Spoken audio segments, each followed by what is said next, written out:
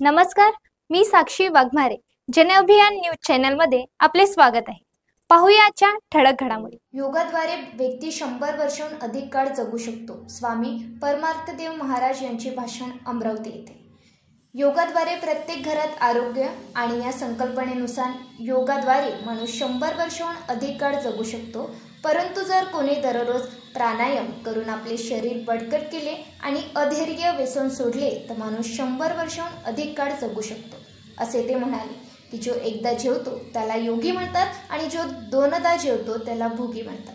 हा अर्थ स्वामी रामदेव बाबांचे परमभक्त आणि परमशिष्य आदरणीय आणि पूजनीय स्वामी परमार्थदेव महाराज यांनी व्यक्त केले. हजारो योगीच्या उपस्थितीत सकाळी 6 वाजता त्यांचे शिबिर झाले. शिबिरात अनेक उदाहरणे देऊन स्वामी परमार्थदेव महाराजांनी मानवाने आपले जीवन कसे जगावे यावर भर दिला. शंख आणि गायत्री मंत्राच्या नादात ओमचा जपात करण्यात आला.